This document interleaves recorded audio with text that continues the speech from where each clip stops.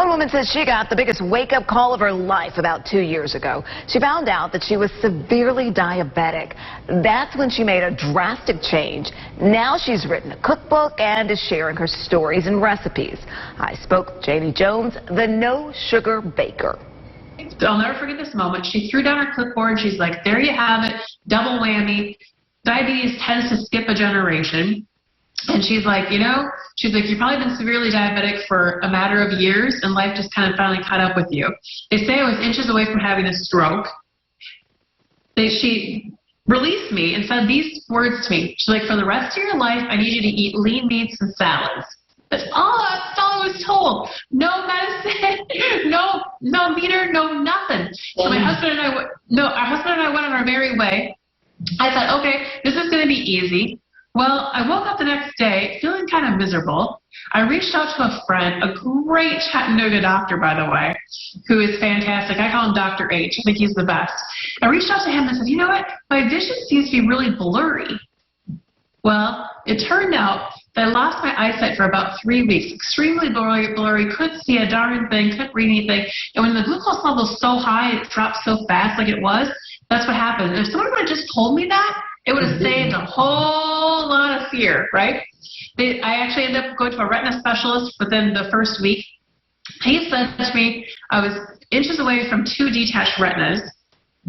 But here's the good news. 3 months later, it was in December, 3 months later, sugar-free, medicine-free, insulin-free, 60 pounds lighter, and that vision was back to 20/20. And that's where we are today. Yeah, so it's got great news at the end of this journey, right? But for those first 4 months, right, it was not all mounds of sugar, right? Not all a bunch of sweetness, because basically I felt so much guilt when I first got diagnosed. What's the very first thing you do?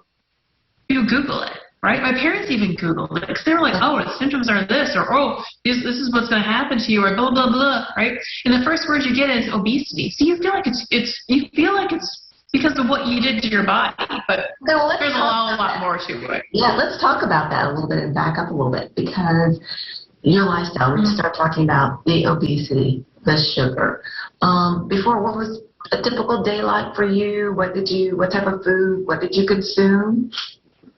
I don't think so one time I went to a doctor who was like, what, you eat like 15 pancakes a day and like 8 buckets of French fries and like a bucket of ice cream. It's like, heavens, no.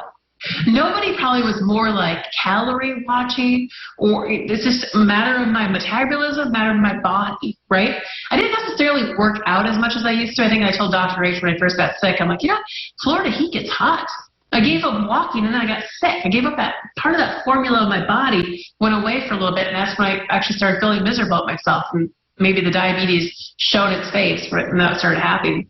But I didn't necessarily, was it terrible to my body? Did I make good choices? No. They say now that you can eat almost 40 carbohydrates a meal. Listen, if I was to eat 40 carbohydrates a meal right now, I would be sicker than a dog, because it's that sugar that I cannot have.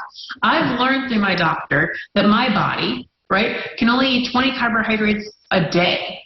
We have to adjust for our body, yeah. Right, so you have to adjust it, and I understand that every single person is different. I get that. I say that there's like a magic formula, right? My magic formula is that low carbohydrates, absolutely no sugar, and then also I gotta exercise. I gotta do something about 40 minutes a day. That's so important. I'm glad you said that, because I don't think that there's no way, and I tell people over the years I've learned, there's really no way you can get out of being active and staying up. That's a big part of it, because when I'm listening to your story and I'm listening to what happened to you, and then you said, oh, I stopped walking because it was hot, and I get that in Florida because I've been there several times, but you're right. So it's like, okay, well then do I get a treadmill, and do I start exercising inside, or what do I do? But that's so important. And then like you said, the diet. You couldn't have the 40 carbs, 20 was what your body can handle. So per day, which isn't a whole heck of a lot. Right. That's not a lot. So you switched. So talk about the switch that you made and what you have there. Well, I would say this. Even before I got sick, I started trying. I used to have like really bad, terrible stomach aches, right? So my husband and I tried to figure out like what was it? What was that secret sauce that was making me sick? First, I gave up diet soda.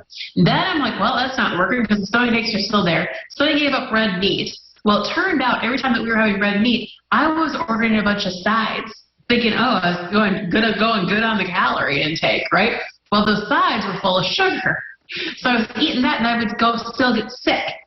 So I was making really bad choices. So when I kind of went cold turkey, I would say, when I first got diagnosed. I mean, I took those words to heart. The ER physician said to me, rest of your life, lean meats and salads.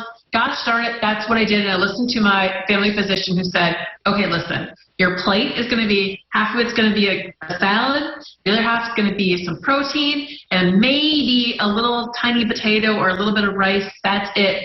And I stayed away from this kitchen. I had nothing to do with it. I actually threw everything in my kitchen away because I just had it. Well, you can't quite live like that the rest of your life. So then I figured out, I was in the grocery store, and by the luck of God, I was walking those aisles thinking, what am I going to do in January? Got through the holiday season. That was my goal, get through that holiday season because everything's going to be in front of you. Thanksgiving was the first.